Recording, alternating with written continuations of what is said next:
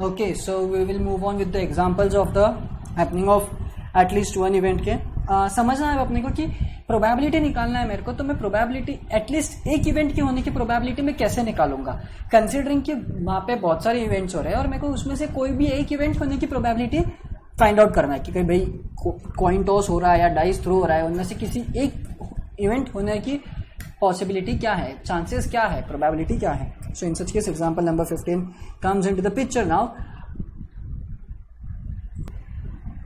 4 coins are tossed. Find the probability that at least one head turn up. At least one head turn up की बात कर रहे हो लोग. अब अगेन मेरे को पता है probability of getting head in a one toss क्या होता है. मैं अगर लिखो 15 probability of getting one head in single toss वो आएगा 1/2 and probability of not getting one head यानी इसका कॉम्प्लीमेंट्री क्या होगा. फिर अब से कॉम्प्लीमेंट्री को मैं ग्रीन कलर डिनोट कर दूंगा. So we don't have to write it always कि कॉम्प्लीमेंट्री इवेंट कौन सा है. सो अगर कोई इवेंट 1/2 अगर हो रहा है मतलब हेड आ रहा है तो इसका मतलब टेल आना that is nothing but the complementary event of head which is again equal to 1/2 since मेरे को पता है इन दोनों का addition will give me 1. Now what I have to do is I need to find out कि total कितने coin toss हो रहे हैं. वेल फॉर स्टार्टर्स टोटल मेरे पास में कॉइन टॉस हो रहे हैं 4 कॉइन्स टॉस हो रहे हैं मेरे पास में 4 कॉइन्स टॉस हो रहे हैं.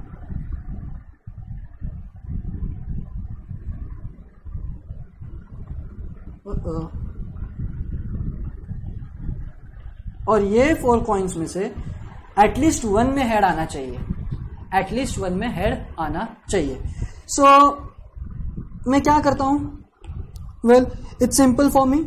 मेरा फॉर्मूला क्या रहता है 1 माइनस 1/2 इंटू 1/2 इंटू 1/2 इंटू 1/2 इसका 1/2 इसका प्रोबेबिलिटी कॉम्प्लीमेंट्री इवेंट्स ले लेंगे हम बना रेखा और उसको 1 में से सबको माइनस कर देंगे इन सबको.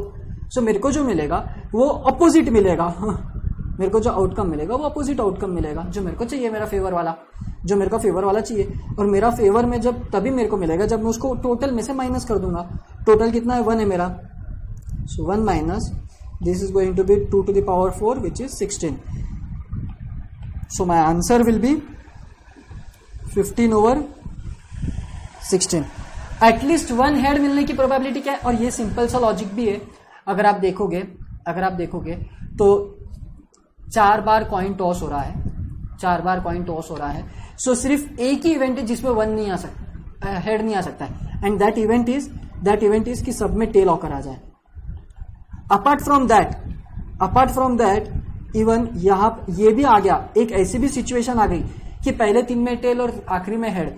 ये भी मेरी कंडीशन सेटिस्फाई कर रहा है. तो अगर टोटल 4 मेरे पास में कॉइन टॉस हो रहे हैं, टोटल मेरे पास में अगर 4 कॉइन्स टॉस हो रहे हैं तो उसमें अब ये बहुत ट्रिकी पार्ट रहेगा पता है. से 16 भी चले गए. टोटल अगर मेरे पास में 4 कॉइन टॉस हो रहे हैं तो उसमें से मेरा आंसर आ जाएगा 15/16. ये तो बात सिंपल है. तुम चाहिए तो सैंपल स्पेस बना के देखो. ये ऐसा सैंपल स्पेस बनाओ. स्कूल में किया रहेगा तो अपन ने इसके लिए किया था डाइस के लिए. वैसा सैंपल स्पेस बनाओ इसके लिए. देखो आता है क्या तुम्हारा. और देखो एग्जैक्टली 15 है क्या इवेंट्स जिसमें हेड आते हैं और आनी चाहिए. सिंपल लॉजिकल बात भी है वो. Next a problem in mathematics is given to if it is not visible let me zoom in bit. Okay a problem in mathematics is given to 3 students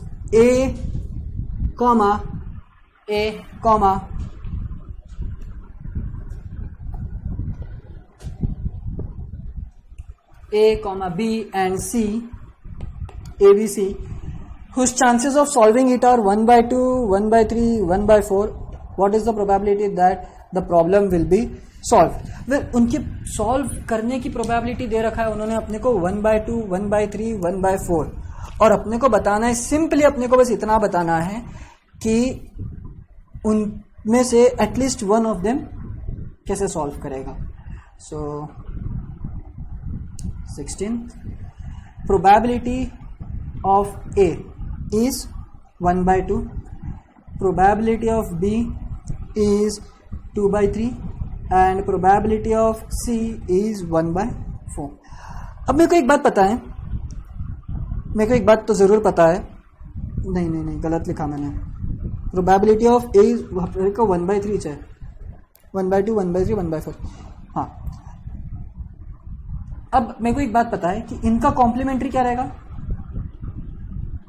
well 1/2 का 1/2 रहेगा. अरे कॉम्प्लीमेंट्री है ना,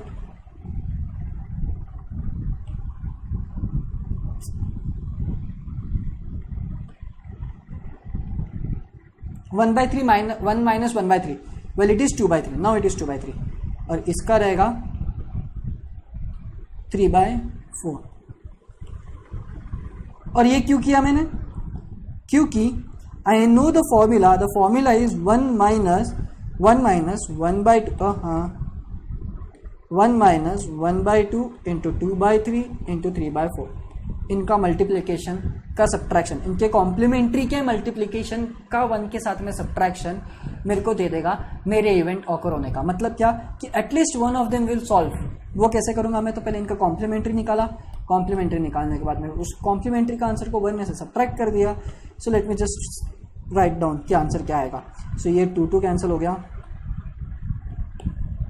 ये 2 कैंसिल हो गया, ये 3 कैंसिल हो गया.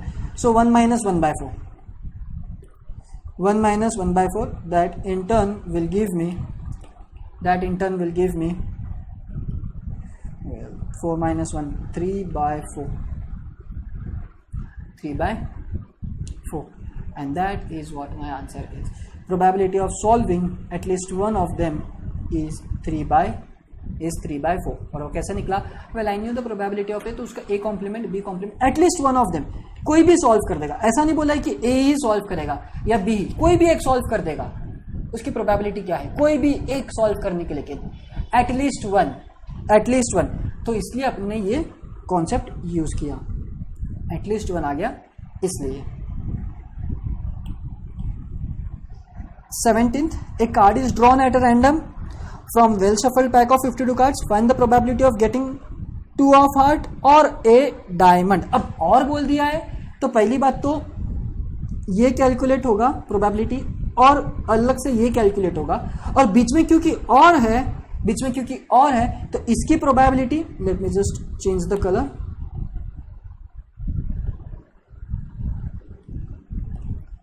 ओके, इसकी प्रोबेबिलिटी और इसकी प्रोबेबिलिटी का क्या लूंगा मैं, सब्ट्रैक्शन, एडिशन. सॉरी, मैं वो अंडू करने के चक्कर में मिसपोक. इन दोनों के मैं प्रोबेबिलिटीज का क्या लूंगा, एडिशन. क्यों, क्योंकि यहाँ पे अगर आपको विजिबल नहीं हो रहा है तो ये आप देख सकते हैं यहाँ पे और आ गया है, तो इसकी 2 हार्ट्स की प्रोबेबिलिटी और डायमंड की प्रोबेबिलिटी मैं कैलकुलेट कर लेता हूँ. चलो, well I will now encourage you guys कि अब आप काफ़ी हैबिचुअल हो चुके हैं, मैं कंटिन्यूसली बोलते जा रहा हूँ तो आपको उस कान पे सुन के अब थोड़ा लर्न करने टाइप हो गया है ना. आप खुद से पॉज करो वीडियो को और आप अटेम्प्ट करके देखो. जब तक आप खुद से नहीं करोगे you won't be able to do it. So please go ahead and do it. Well, assuming कि आप लोग ने किया रहेगा,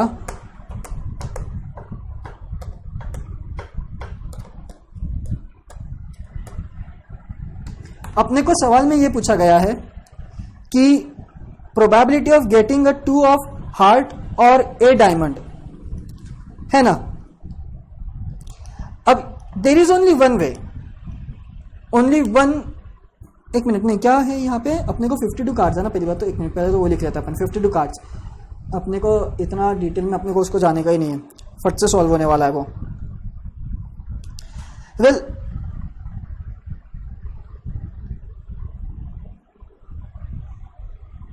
अपने को 2 हार्ट्स नहीं चाहिए, 2 ऑफ हार्ट चाहिए. 2 ऑफ हार्ट यानी दो नंबर. ओके, ये जो कार्ड रहेगा ये वाला हार्ट का भी चाहिए और ये वाला डायमंड का भी चाहिए.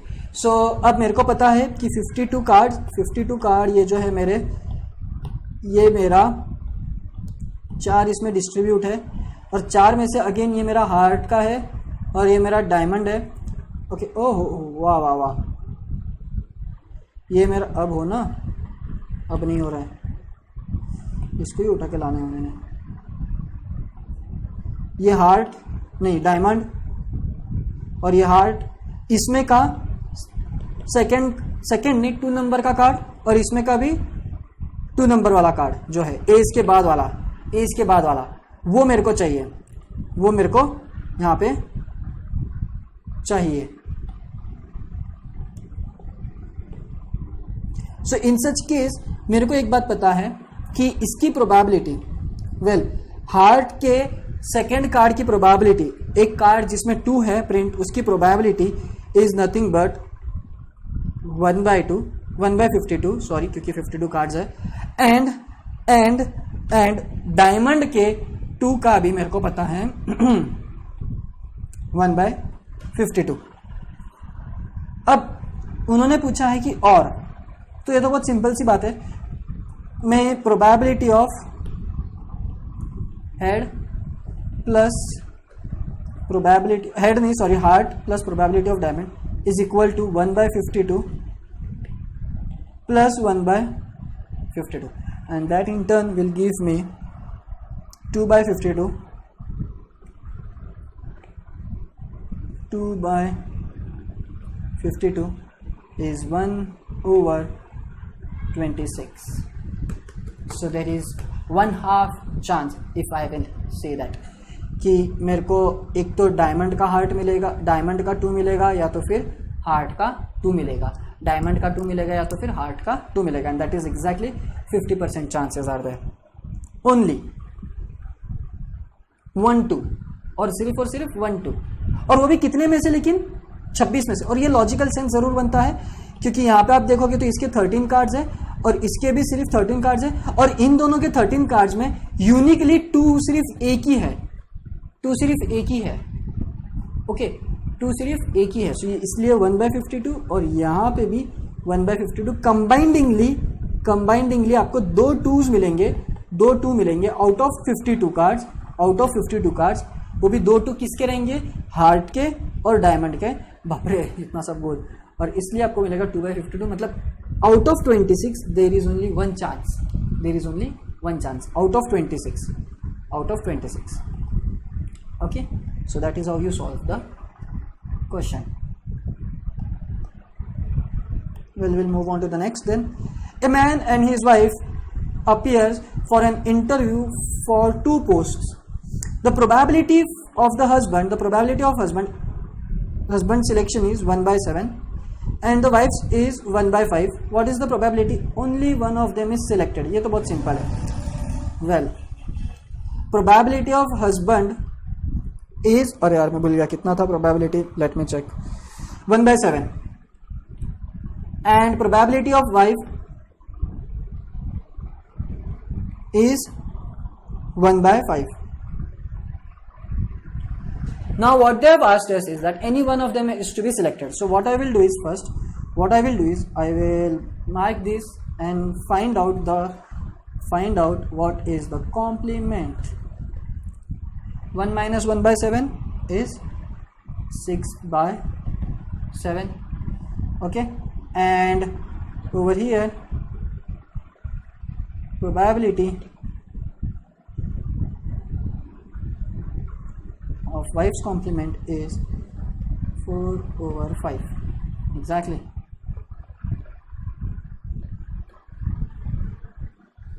Okay, now the formula says that if I subtract it from the 1, if I subtract these 2's product from the 1, I will get the required answer, which will indicate that the probability of happening at least one of them, and that is nothing but, well, it is 6/7 into 4/5.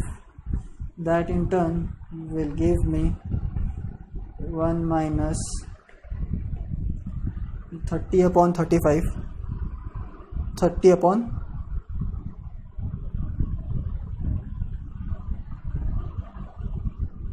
Okay, there is, I guess मैंने कुछ तो गलत कर दिया यहाँ पे। Let me just check कि मैंने सही किया है कि नहीं, मैंने शायद क्वेश्चन अच्छे से रीड नहीं किया। ओके, सो ये हो जाएगा 35 मतलब 5/35।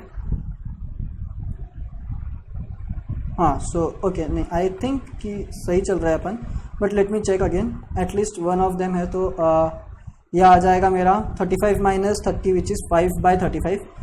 ओके, सो मेरा आंसर आ रहा है 5/35,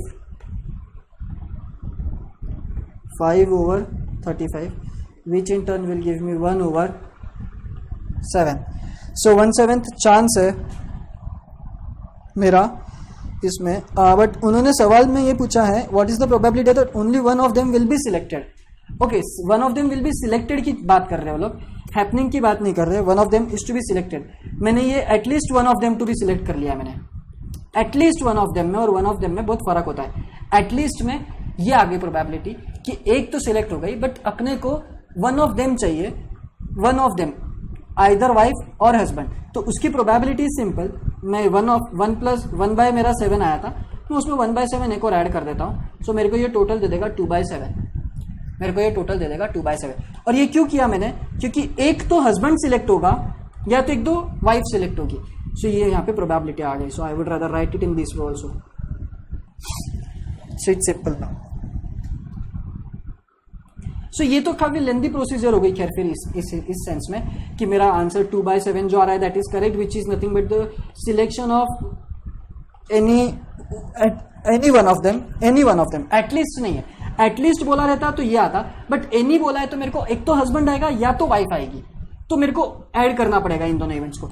और अगर आपको इसको चाहिए तो आप शॉर्ट में भी कर सकते हो कि इसको, नहीं और कोई शॉर्ट मेथड है नहीं, बट नहीं यही है सही।